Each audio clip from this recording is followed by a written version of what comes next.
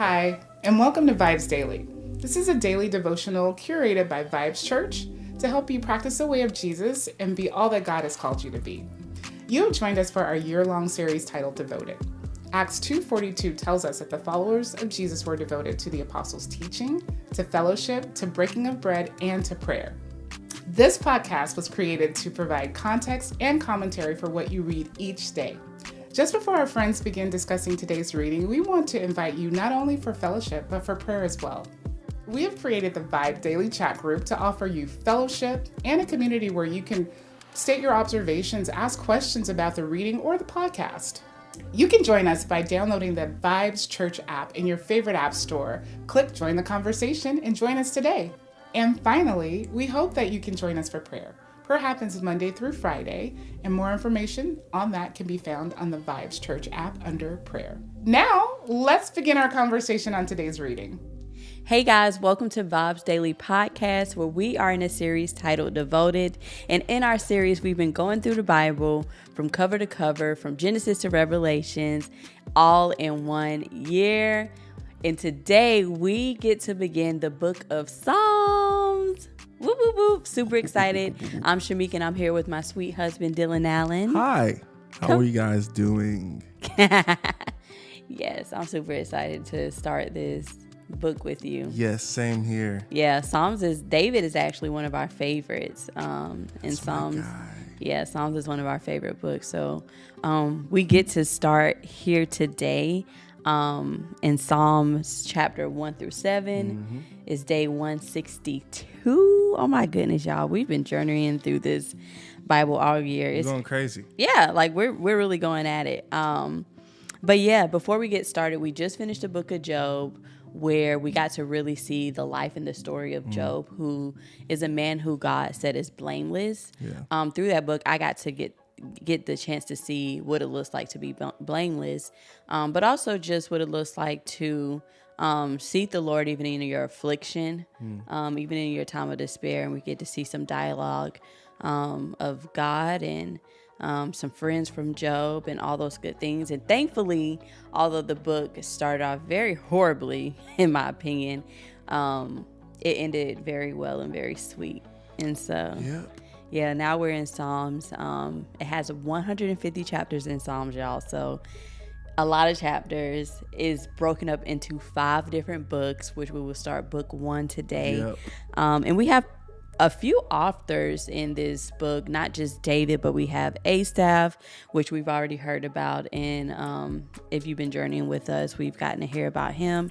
The sons of Korah. We got Solomon, Heman, Ethan, Moses. And although we're not going through the Bible in chronological order, this is why we see David, because this is a time frame that was between the time of Moses and the captivity that they've all experienced. And so we're back on the scene with David, even though he's died plenty of chapters ago.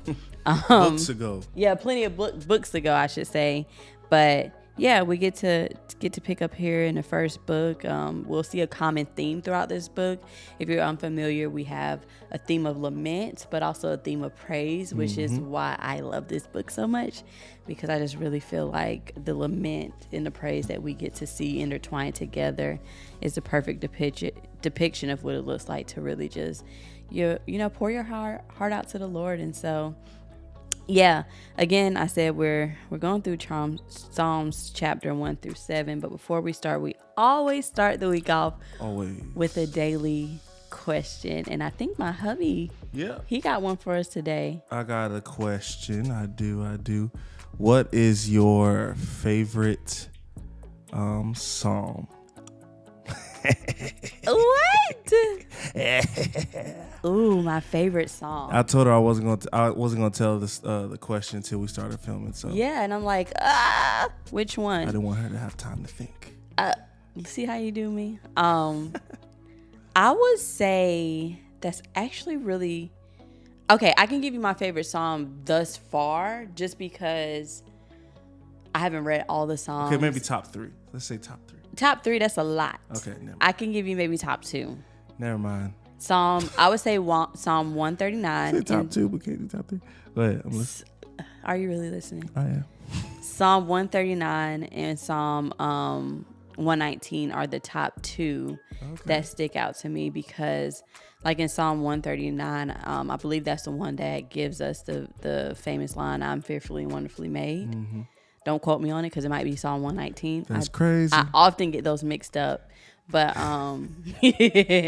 yeah, those would be like my top two Psalms for sure. Yeah, that's good. Yeah. I think mine is okay. Top two would be they intertwine sometimes. It's number one sometimes. Actually, no. I know what my number one is. It's Psalms 51. Ooh. Psalms 51 changed my life tremendously. That made me from Abram to Abraham. Like that whole entire, yeah. Come on, Abram to Abraham. That was the scripture that changed a lot of my life. I wouldn't be the man I am today without that. And then number two would be Psalms 113. Okay. And that's like a lamenting cry out to the Lord. Yeah. But it was like right on time when I was like in the middle of feeling exactly what those verses were talking about. I was just like, wow, God. But there's also hope in the psalm. We're gonna get there later. But yeah, those are my top two. I love it.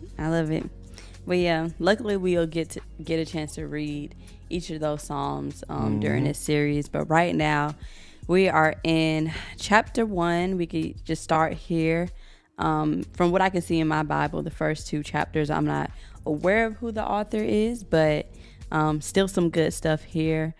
In chapter 1, is there anything that stuck out to you specifically? What stood out to me in chapter 1 was honestly the first 3 verses.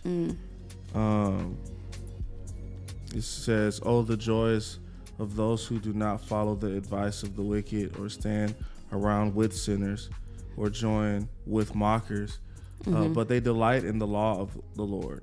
Yeah. And I think like this section just for context reasons, like they're talking about the Torah, they're talking about like Genesis through Leviticus. Is Leviticus?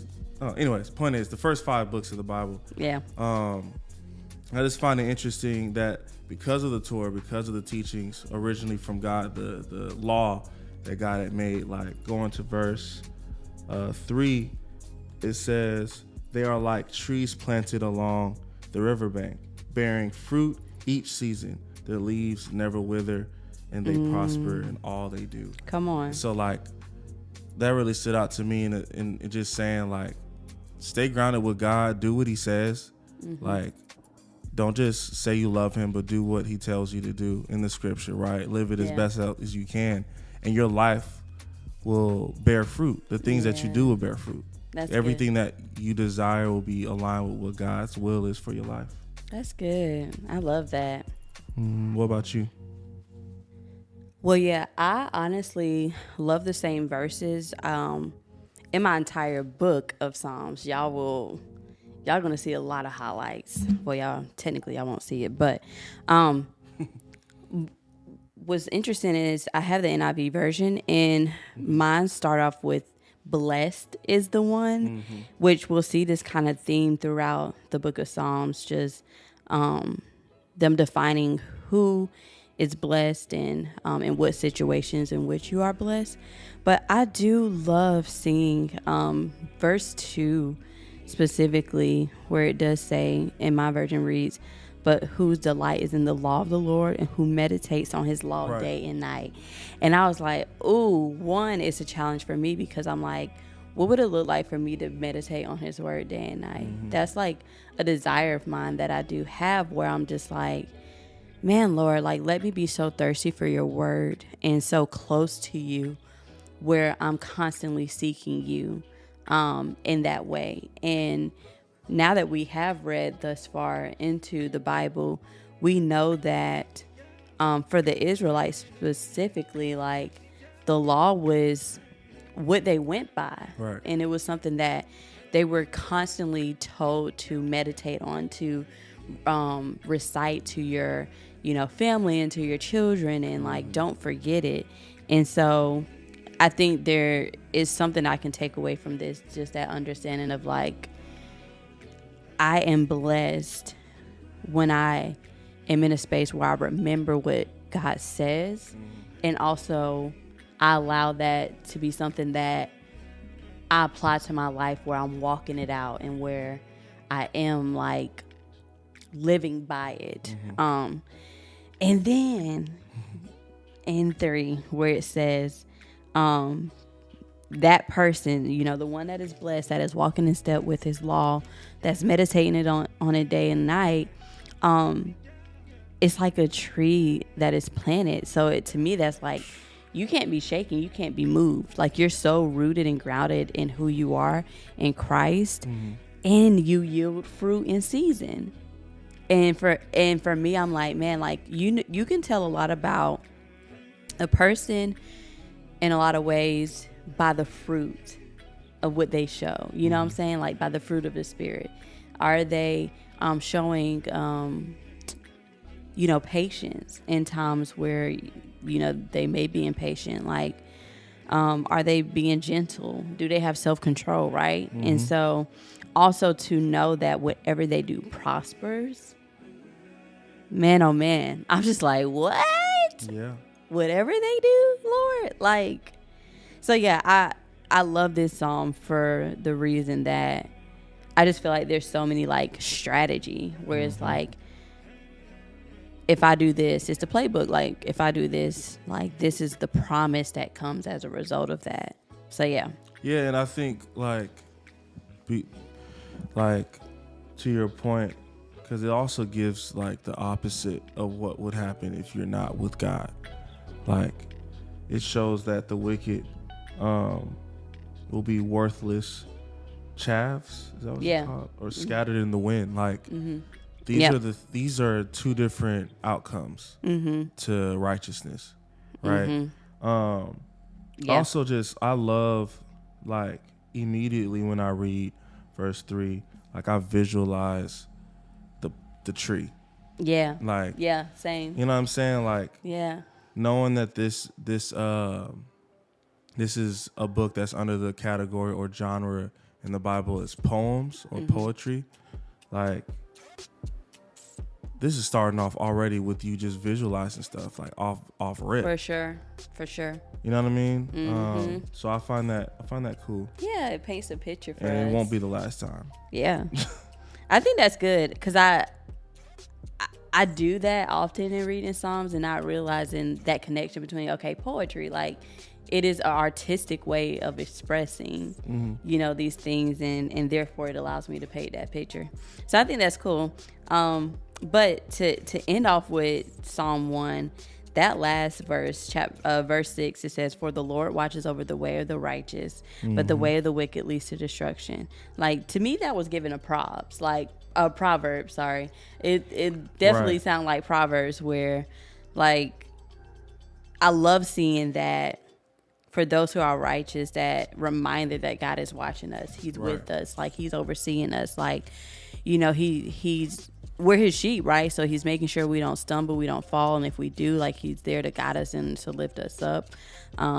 So yeah, I love that. But also, again, being reminded of, for those who are wicked, like, for those who don't revere the Lord, who seek after their own desires, their own hearts, follow other gods and worship different idols, like, it all leads to destruction. Yeah, when I was reading this, like, to your point, like, I thought about Proverbs, and I know that, like, for chapter 1 in Psalms, nobody has, like, any recollection of who wrote it, but, like, it's giving Solomon. Oh yeah, for sure. It's giving Solomon. That makes sense. Because to me, I feel like chapter 2 is a different vibe. Yeah. But, like, this is no different than Proverbs to me. Yeah, it could be, since especially he was like one of the writers in Psalms. So that's a good observation. That's good. I do also like, again, that last verse where it talks about the wicked, how it leads to destruction. I think in the midst of things, a lot of the times the enemy tries to lie to us to make us think that, like, what we're experiencing is fruitful or like it's good or like oh, no bad thing is gonna happen, or like, you know what I'm saying, it's like this false sense of, oh, I'm good, like nobody can touch me, or you know what I'm saying. Yeah, I think like people in general, to me, we don't take this other side of the promise seriously. Yeah. Like we only focus in on the thing about what was it, Numbers.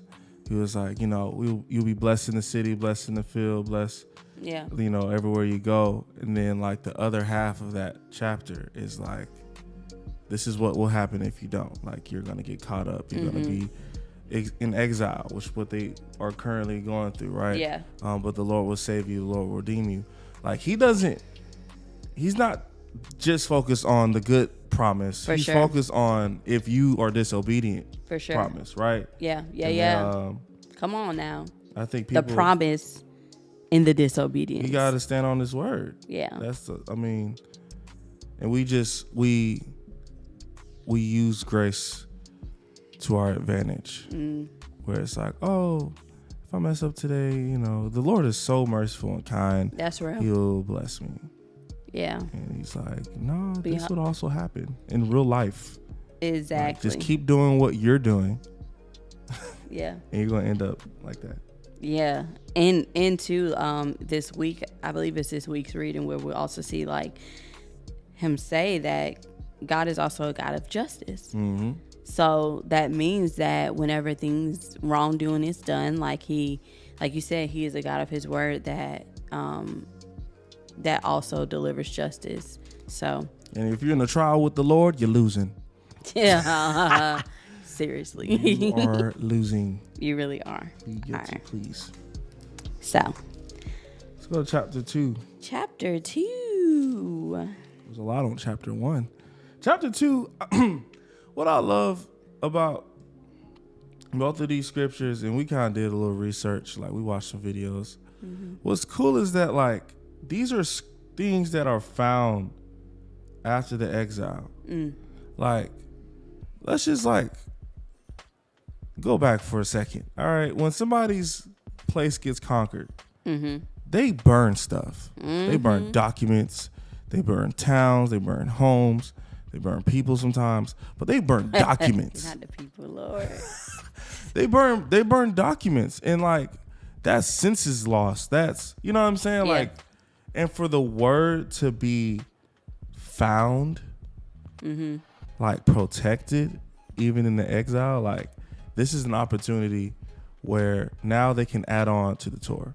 Like these are scriptures that are written by Moses, by King David, by Solomon, that have played a vital role in the church. Yeah. That they can find. It's so cool that these two chapters, or these two chapters that really kind of just give a preempting of what the whole entire book is going to be about, you know? Yeah, I in this chapter, what I like is one, first of all, again, don't know who the writer is, but hearing this conversation, where in verse 7 it says, He said to me, saying the Lord, you are my son. Today I have become your father. Ask me and I will make the nations your inheritance, the ends of the earth your possession. I'm like, that is wild. Like, that is literally, and I wonder if, now that I think about it, I wonder if that's Solomon, even though I think in some commentary or something I read, it might have been 2 Samuel, but it kind of was given like whenever Solomon had the opportunity to ask God for anything and he asked for wisdom.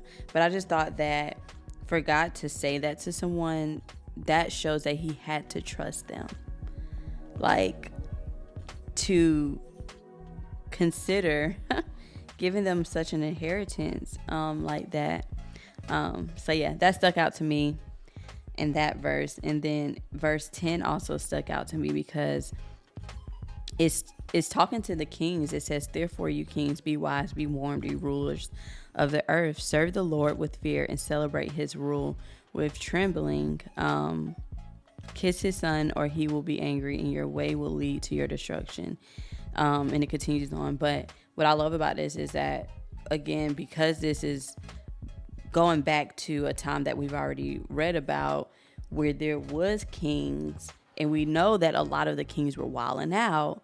I love this like prompt and command, if you will, to like, all right, now like fear the Lord, like serve him, celebrate like who he is, like with trembling, because a lot of times we see a lot of the king's downfalls was because they wasn't serving the Lord. They were serving other idols. And Israel just in Judah, like all of these nations and stuff that we're supposed to be set apart and serving God, choosing other things. And these are the kings that were supposed to be leaders over them. So yeah, I just appreciate that call for the kings to turn to the Lord and serve him with fear. Yeah. I think what's so interesting is like this is a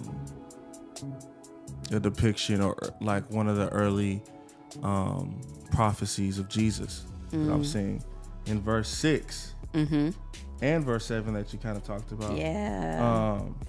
Like first off, the Lord is mad. All right.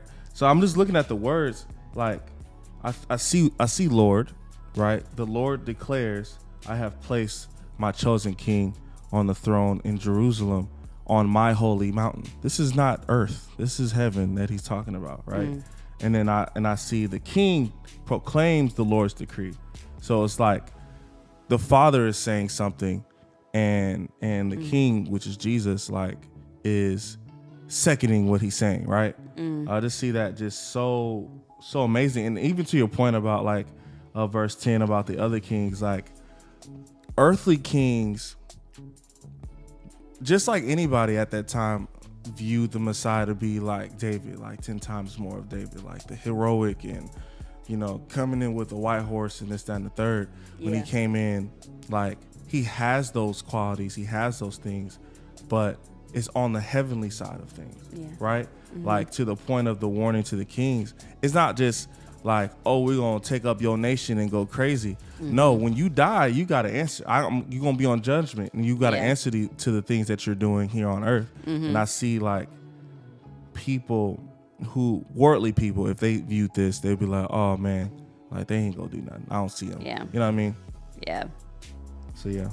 Yeah, that's good. I'm over here like itching to get to chapter 3. Anything in 2 before we move on? No, go ahead. Okay. Well, in this psalm, my book says that it's a psalm of David, so we know that David wrote it, and this is when he fled from his son Absalom, which is wild. It's crazy. Okay, so we're getting some insight, right? And so this is when we start to really see like David's lament of like, okay, like there's enemies after me, like Lord save me, Lord deliver me, right? But I just love this because even in a place where David is just so like he's fearing for his life, he still makes sure that he reveres the Lord, but he also has a lot of faith to know that God is going to save him. So verse 2, it says, many are saying God will not deliver him. So he's being mocked at by his enemies. And like people obviously knew that he served God, and they're just like, look at him, like his God ain't going to save him. But in verse 3, I love this. But you, Lord, are a shield around me, my glory, the one who lifts my head high. I call out to the Lord and he answers me from his holy mountain. And I'm just like, man, like that's such beautiful reverence to him and knowing that like God is his protector. But then verse 5 almost took me out. It says, I lie down and sleep. I wake again because the Lord sustains me. And I'm like, I put in my side notes, I'm alive because the Lord is the one that's keeping me. And I think, I'm like, man, like how many times have I really taken it for granted that like when I lay down and go to sleep and I wake up, it's because of the Lord. It's he who sustained me, who put breath in my lungs, who allowed me to have another day of life. Like, it's him. Yeah. So yeah, I just love this. What a way to like start off the entire book. Yeah. Like after the intros, like this gotta be one of the most hypest songs ever. Like one of the hype songs that I love so much is Lion of Judah by Elevation Music. That music just gets big. Yeah. And it's like, you see in the verse, in the first interlude, it was Come on, just interlude. Like, you see in the first interlude, like, this is him being humble. Yeah. Like him being the son that he is, saying like, without you, I'm nothing. This is bothering me. Yeah. Right. And you see the progression, you see the confidence rising. Like, to your point, verse 6, I am not afraid of 10,000 enemies who surround me on every side. That's like contrast to like, oh Lord, I have so many enemies that are against me in verse 1. That's good. Right. And I think because in between verse 1 and verse 6, he's reminding himself of God's capability. Yeah. Right. And then you get to verse 7 and throughout where it's like, all right, rescue me. You know what I mean? Slap my enemies in the face, shatter the teeth of the wicked. Come on. Victory comes from you, Lord. Yes. May you bless the people. It sounds hype. It sounds like a turned song. Man, I love that. I mean, I have so many things that came to mind. 2 things for sure. I love that you pointed out, because you're a musician. Look at the musician in you. You pointed out just this progression of it, because it helped me to realize how essential it is to go to the Lord with everything, because in that's where I gain my strength. So enemy telling him, Lord, I don't know how you gonna do it, and then reminding him, but you're a Jireh, you're my provider, like you the one who have never left me, you will never leave me or forsake me, like all these different things. Now I'm coming out of my prayer closet like stronger, because it's like you said, like I came with my worries, I casted them on him, onto him.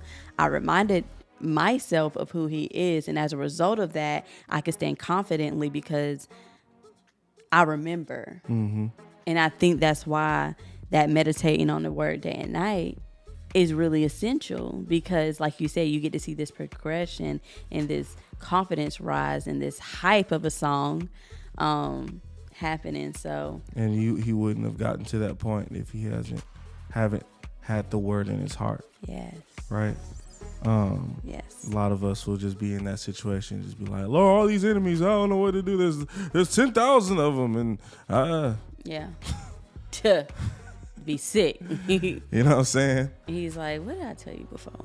Like, what have I shown you? No, that's good. But also, you pointing out the whole song piece. Some may or may not know or remember, since we've been reading, or if you haven't been following along with us, there was a time when, especially during Solomon, possibly when David was there, where they would go before the temple. So I guess in Solomon, because David hadn't built the temple yet, but basically there were these people and musicians assigned to just sing praises for the Lord. And this is where a lot of these songs come from, where they're like, okay, this is what you're going to sing in front of the temple. Like, these are what you're going to sing in front of the gates. And I thought that was really cool. Yeah. I was even thinking, like, even in the courthouse of King David, like them setting up just to praise God, like all the songs are vertical. So it's like, yes, this is good. Yeah. So good. It is good. Man, so yeah, super encouraged by that. But we can move on to Psalm 4, which is another Psalm of David. And it says for the director of music. So I think Asaph was the director, if I'm not mistaken, of music. He was in charge of it. And it also says with stringed instruments. So I just love the detail of it. Just in that is like, okay, this is what we're going to be singing today. We're going to be, it's a song of worship, and these are the instruments you're to do. I'm like, dang, like they already had this kind of stuff back then. Like, yeah, I wonder if there was writing music back then too. Like, this was them writing music. You know what I'm saying? Like the notes though. Oh, music notes. Yeah. That's a really good question. I have no idea, but whatever they was doing, it was going crazy. Yeah, and they ain't need the music notes. We don't need no music. Yes. Anything in chapter 4 that sticks out to you? Yeah, one of them is actually verse 4 where it says, "Don't sin by letting anger control you. Think about it overnight and remain silent." Ooh. Come on. That's all I have to say on that topic. I mean, that's all you. I mean, drops mic. I'm like, okay. And that's why, I mean, Shameeka will tell you, when I'm upset, I get quiet. And do. Because gotta control that anger. And I have to think on things overnight to kind of like rationalize my thoughts and emotions and all those things. And that's godly wisdom right there, man. Yeah. I love that. You went straight into it. I was gonna say that I do love that just these prayers that David is sending to the Lord. Again, he's asking for relief, for God to have mercy on him.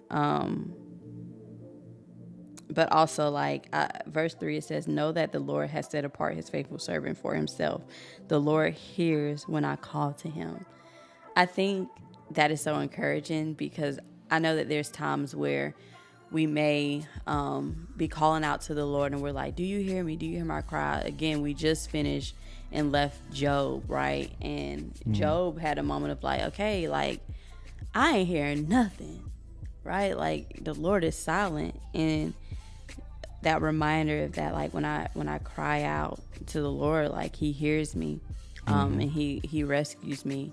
And again, we've seen him do that with the Israelites time at the time, where they worship idols. God let them be taken over by like a people, right? As soon as they cried out to God, God's heart towards them shifted to where he's like, okay, I'm coming back to save you. Like, I'm going to take you out of this. Even though he knew that they were going to continue to prostitute themselves to idols. Because he got to make sure, like, on his end, he's been good. And keeping his word. Keeping his word. Yeah. He's a man of his word. Yeah. I love also, let your face smile on us, Lord. Verse 6. Like, I want the Lord to look at me, look at my life, look at my family, and smile. Yeah. You know? That means we're doing something right. That means we're being obedient. That means we're meditating on your word day and night. Yeah. You know? Yeah, I like that. And even just the ending part, I mean, it brings me so much peace. It says, "In peace I will lie down and sleep, for you alone, Lord, make me dwell in safety." Again, like, I know one of my innate natures is to want to feel safe and to want to, just know that no hurt, harm, or danger will come to me, or, you know, whatever the case may be, and just being reminded that God is the one who protects me, keeps me safe. He's my refuge. All those different things. Like, I love that. And I love, again, that David is able to understand that and grasp that, even in times where he's running for his life, whether he's running from Saul, or he's encountering things with his son, or whatever. Like, he knows that, like, even in a chaos, even in spaces where it seems unsafe, I know that I can find safety in you. Yeah. There's going to be a lot of that language too in Psalms. For sure. Yeah. Yes. So yeah, moving on to Psalm 5. We also have another Psalm of David for the director of music. This time they have the pipes for pipes. So we had our string instruments. We got our pipes now. Mine says flute, which is the same thing. Okay. Come on, flutes. That helps me to hear it better. What, you thought it was actual pipes? I mean, I did. That's stupid. Actual pipes, yeah. They probably did have pipes back then. Well, you know. sewage ministry. What? No, I mean like the pipes. Like I don't know if is it the Irish people? No, that's the bag. Ignore me, y'all. Anyways, I don't know, but okay. Some flutes going on. Man, I have a lot highlighted in this chapter. Before I go, did you want to point out anything? Man, what really stood out to me, I think the part that I've been struggling about is whenever I pray to God is being too weird with him and just like to the point of disrespect. Like I feel like I want to honor him in my prayer, even when I'm lamenting, where I don't want my emotions to just be, you saying this sucks and I was that.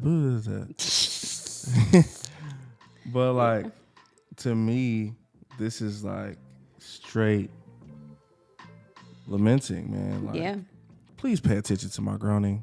Come on. Like, listen to my cry for help, my king. I pray to no one but you. Like he's desiring this response or this clarity that he's listening. Mind you, the chapter beforehand we talked about God listening. So I just find it interesting that like this would be the next thing. Yeah. But yeah, I have a lot of highlight in here. I don't want to take up too much. I want to share a little, back and forth. Yeah, I was gonna say, it's so much in this book, but I do love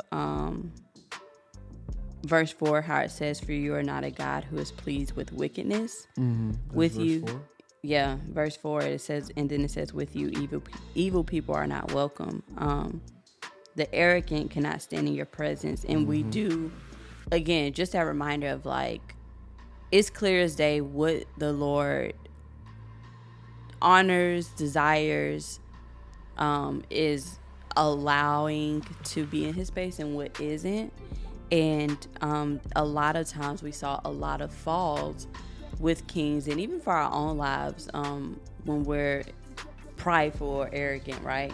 Like that's a space where the Lord isn't able to dwell, one, because it isn't a spirit that he operates in, but also it's like when you are arrogant or prideful or choosing wickedness, like a lot of times you're not able to be like ministered to, if that makes sense. Like you're not wanting to hear what the Lord has to say, open to it, and your heart isn't humble enough to be able to receive it. And so I do love that we get that black and white of like, the Lord loves righteousness, the Lord hates evil.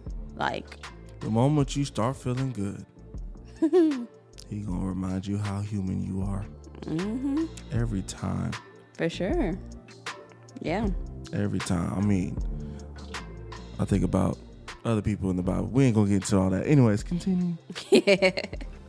But I love verse 7.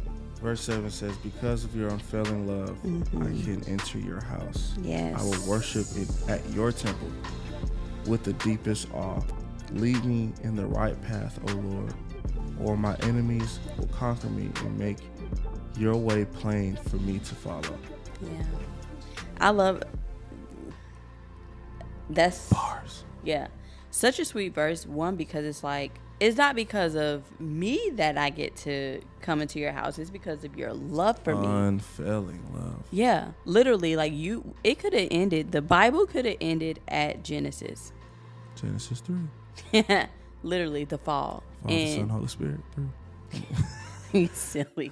Genesis, like, we could have ended at the fall, yet because of his loving kindness, his great love, his unfailing love, I can come into his house in reverence and bow down. Like, man, again, that don't make no sense. Just that humility, that mind of, it's not about me and it's not because of me, but it's all because of you, Lord. And for that, I'm grateful. So I love that. Whew. Yeah. So much out of that one. I'm not finna. I know, because we could be here for days, but we'll move on this the Psalm 6, and then we'll close out in Psalm 7 before we end today's discussion. But Psalm 6 is also for the director of music with string instruments, according to Shemanith, however you say it. Amen. Right. In my reference, it says it's probably a musical term. So they had some kind of musical terminology back then, but it's a Psalm of David. And it's 8 strings. Is 8 strings? Mm-hmm. Come on now. Specific. Yeah. Anything in Psalm 6 that sticks out to you?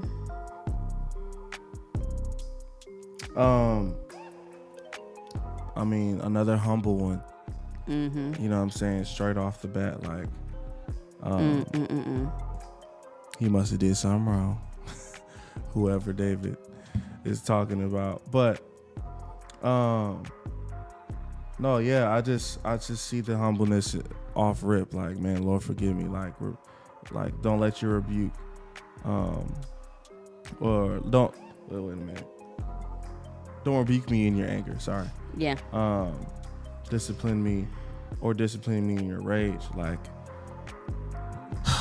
I think about the Israelites making that calf, and like God seeing from the mountain with Moses, like, I'm about to start over. Yeah. The entire world, not just Israelites. He said, I'm about to do another Noah situation, but with you, Moses. Yeah. And Moses was like, nah, fam. But like, oh, how powerful his anger is. Yeah, it is. You know what I mean? Like, how powerful God's anger could be. Something to respect, something to revere. There's history. Like, he's wiped out nations because of his wrath. Like, we saw like people drop dead as a result of his wrath, and so he knows how like how much power the Lord has to do these things. And I do appreciate, to your point of like talking about Moses, where Moses had to pray on behalf of a people. David's like, I'm not about to have nobody else having to pray for me. Like, I am going to the Lord myself and asking for him to just come through and have mercy on me. And I do feel his heart in this, where he's like, how long, Lord? How long? Like, for him, it probably felt like centuries where he's going through this, and he's, like it says in verse 6, I'm worn out from my groaning. Like, man, imagine like crying your eyes out and like eyes red, eyes puffy, like that's all you are experiencing, and you're like, man, like I am like just really overtaken by all of this. Continue on in verse 6, it says, all night long I fled my bed with weeping and drenched my couch with tears. He had a couch? Talking he had a couch. Not a couch. Verse 7, my eyes grow weak with sorrow. They fell because of all my foes. All my foes. That sounds like somebody from LA. But yeah, all my foes. Yeah, but yet you see this turnaround again that you mentioned in the previous chapters. In verse 8, it starts to come up. It says, away from me, all you who do evil, for the Lord has heard my weeping. The Lord has heard my cry for mercy. So again, before he's like, have mercy on me, Lord, like how long it's going to be. But we end this with like, the Lord accepts my prayers. That's why anytime I'm writing a song or making that project, like if I'm going to start off lamenting, even in the song, that there has to be clarity at the end.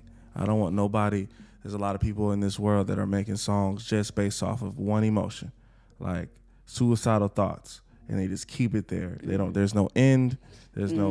I want to see tomorrow. It's none of that. Is I want to pretty much not live anymore. Yeah. And people listen to that stuff. Yeah. And it's like it leaves them there in that. Yeah, space. and we'll get into it. Like there's Psalms where like there's Psalms where David is like, man, just take me up. Like, I'm sick of it. This is wearing me out. Yeah. But towards the end, he remembers, you know?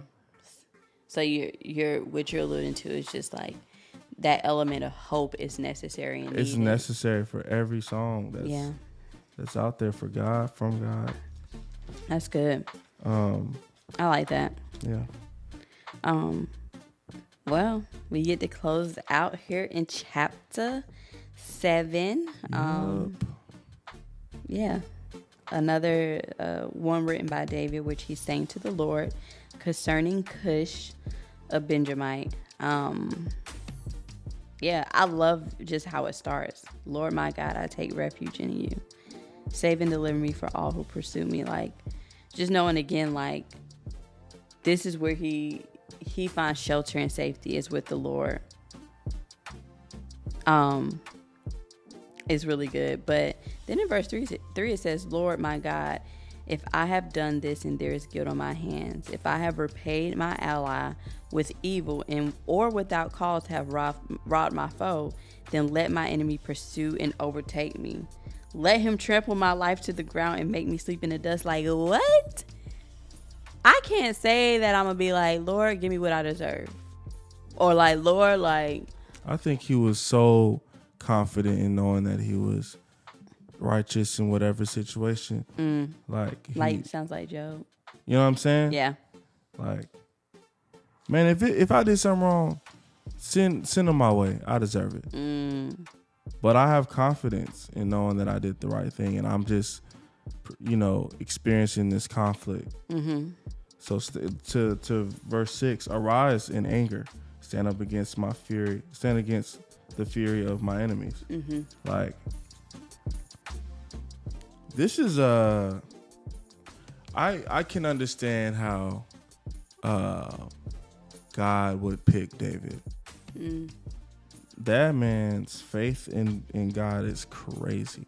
It's unshakable, man. And it's like, I want to see God victorious. Like, I want him to go, at the time war was a huge thing. Like, I want you to slap him in the face, go crazy, like tear him to shreds. Like, because to him, I believe David's heart is like, anyone that's an enemy of me is an enemy of God. So if you're going against me, you're going against him. And I don't play around when it comes to him. So, Lord, go crazy. Yeah. You know? Yeah. And like, even to your point of like him, like knowing that he was in right standing, we see it in verse 8. He says, let the Lord judge the peoples. Vindicate me, Lord, according to my righteousness. Like, according to my integrity, O Most High. Bring to an end the violence of the wicked and make the righteous secure. So I do feel like he was like having a moment of letting the Lord know, like, or reminding him of like, hey, I'm a man of integrity, that seeks righteousness. And so, yeah, like, vindicate me, Lord. And I love this language of vindicate. Like, I feel like I've experienced a time in my life or two where I'm just like, man, like, I didn't do anything wrong, yet I have people just out for me and asking the Lord to vindicate me. Like, and I can be honest, like, I'm not even saying like, Lord, vindicate me according to what I've done, which I can say that as well, but like, vindicate me because of who you are, God. Like, I believe that you hear the prayers of the righteous and that, you will come to my rescue. And so I do love seeing that verbiage in here. Yeah, there's so many other things that he's saying in here, like just bragging on God. Yeah. Verse 10, God is my shield, saving those whose hearts are true and right. God is an honest judge, and he's angry with the wicked every day. If a person does not repent, God will sharpen his sword. Like, the Lord is standing on business. Yes. Jesus. Anytime somebody is not living righteous, he's sharpening his sword? Yeah. That's crazy. David, that's a bar. Yes.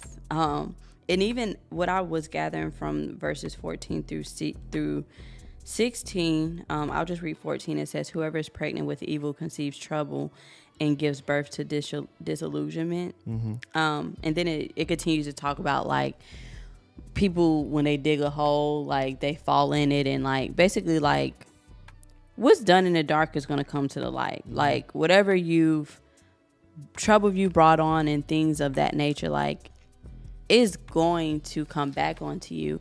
And I thought about like, man, we're living in a time where we're seeing a lot of this happen, where a lot of things are coming to the surface, especially for celebrities, where there's so much spotlight on them, right? Like we get to kind of watch their lives closely, and now these things are coming up. And I do love, again, this psalm coming to life where it's like, yeah, those who do wickedness and all those different things, like trouble comes on to them, like it's going to come up. It's going to come to the light, and there is a downfall that happens as a result of that. So, yeah. Yeah. Yeah, no money can hide whatever you got going on. But not for the Lord. Especially not the Lord. Yes.